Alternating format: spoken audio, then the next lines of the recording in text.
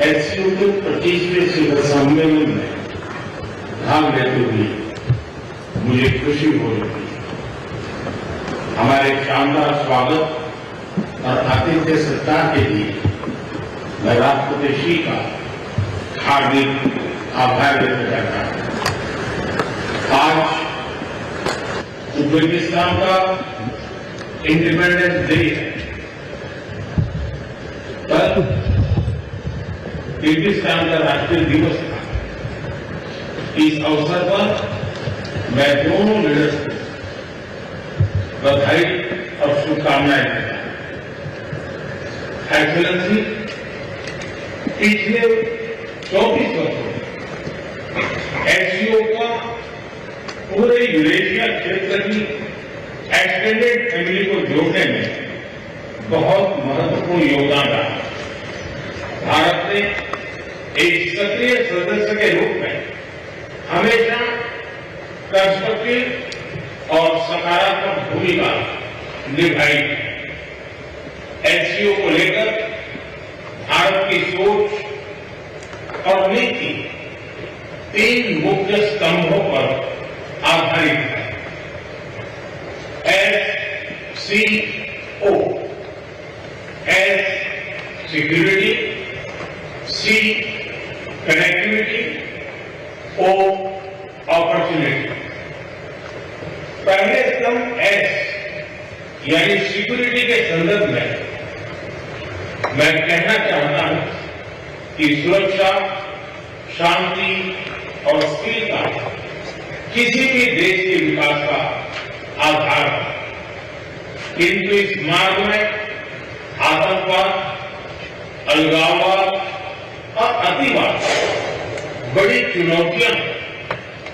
आतंकवाद सिर्फ किसी देश की सुरक्षा ही नहीं बल्कि पूरी मानवता के लिए एक साझा चुनौती है।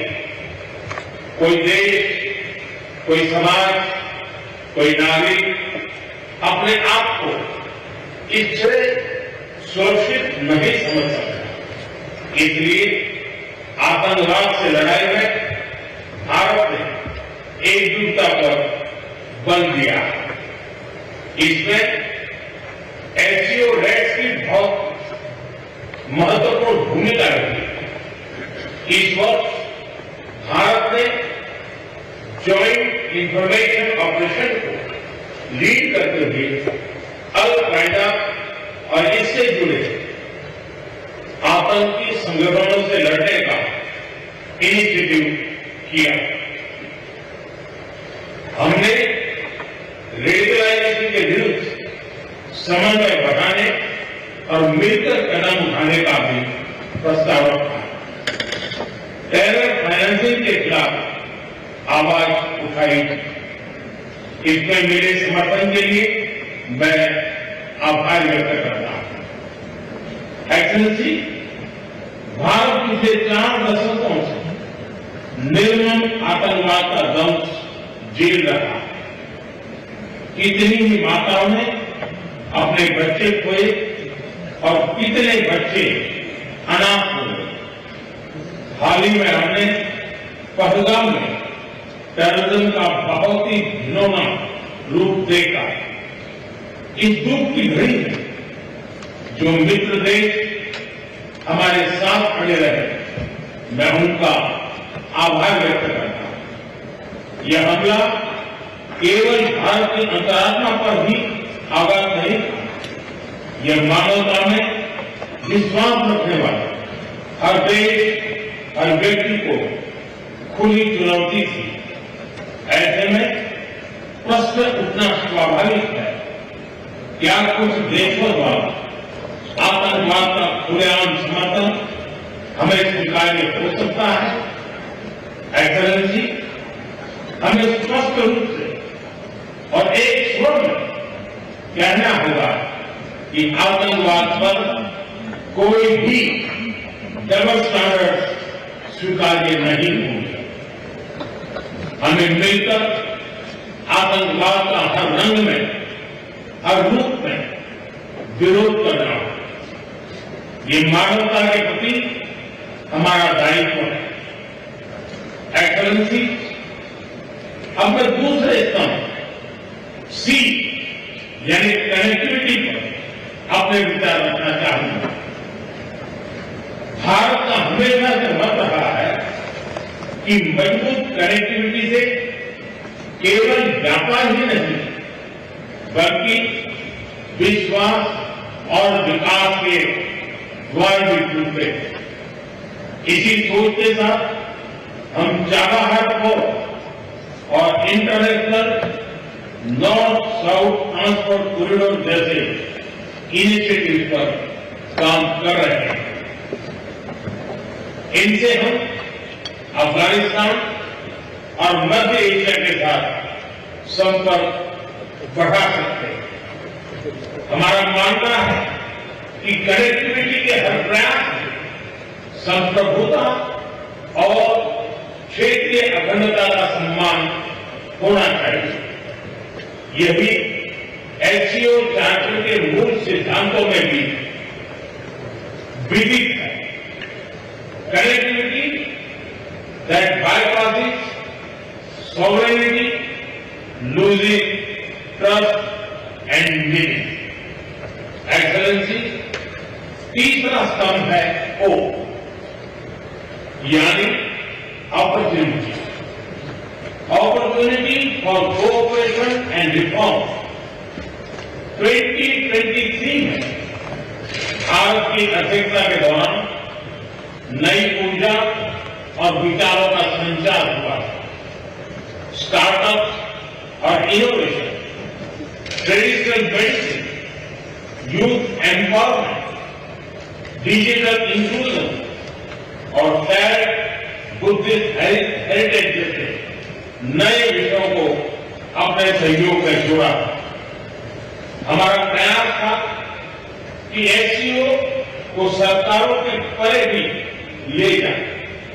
सामान्य मानवी, यंग साइंटिस्ट, स्कॉलर्स और स्टार्टअप को भी आपस में जोड़े।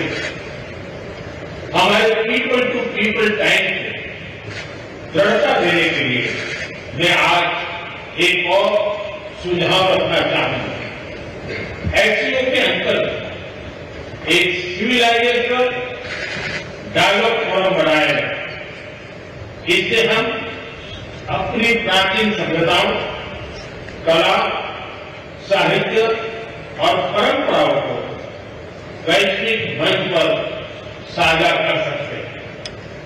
एक्सलेंसी, आज भारत रिफॉर्म, परफॉर्म, ट्रांसफॉर्म के मूल मंत्र पर आगे बढ़ रहा है। कोविड हो या वैश्विक आर्थिक अस्थिरता, हमने हर चुनौती को अवसर में बदलने का प्रयास किया। हम लगातार वाइड रेंजिंग रिफॉर्म पर काम कर रहे हैं। इस देश में विकास के साथ साथ अंतर्राष्ट्रीय सहयोग के लिए भी नए अवसर खुल रहे हैं। मैं आप सभी को भारत की विकास यात्रा से जुड़ने के लिए आमंत्रित करता हूं। एक्सलेंसी, यह खुशी की बात है कि एससीओ भी समय के अनुरूप इवॉल्व हो रहा है। ऑर्गेनाइज क्राइम, ड्रग ट्रैफिकिंग और साइबर सिक्योरिटी जैसे समकालीन चुनौतियों से निपटने के लिए 4 नए केंद्र बनाए जा रहे हैं। हम इस रिफॉर्म ओरिएंटेड माइंडसेट का स्वागत करते हैं। वैश्विक संस्थानों में रिफॉर्म के लिए एससीओ सदस्य आपसी सहयोग बढ़ा सकते हैं। संयुक्त राष्ट्र की 80वीं वर्षगांठ के अवसर पर हम एकमत होकर यूएन रिफॉर्म का आह्वान कर सकते हैं। ग्लोबल साउथ की आकांक्षाओं को आउटडेटेड फ्रेमवर्क में कैद रखना भावी पीढ़ियों के प्रति घोर अन्याय है। नई पीढ़ी के बहुरंगी सपनों को हम पुराने जमाने की ब्लैक एंड व्हाइट स्क्रीन पर नहीं दिखा सकते, स्क्रीन बदलनी ही होगी। एचसीओ मल्टीलेटरलिज्म और इंक्लूसिव वर्ल्ड ऑर्डर का मार्गदर्शक बन सकता है। मुझे खुशी है कि इस महत्वपूर्ण विषय पर आज एक स्टेटमेंट जारी किया जा रहा है। एक्सेलेंसी, हम सभी पार्टनर्स के साथ समन्वय और सहयोग के साथ आगे बढ़ रहे हैं। मैं एचसीओ के अगले अध्यक्ष किर्गिस्तान के राष्ट्रपति और मेरे मित्र प्रेसिडेंट जपारोव को शुभकामनाएं देता हूं। बहुत बहुत धन्यवाद।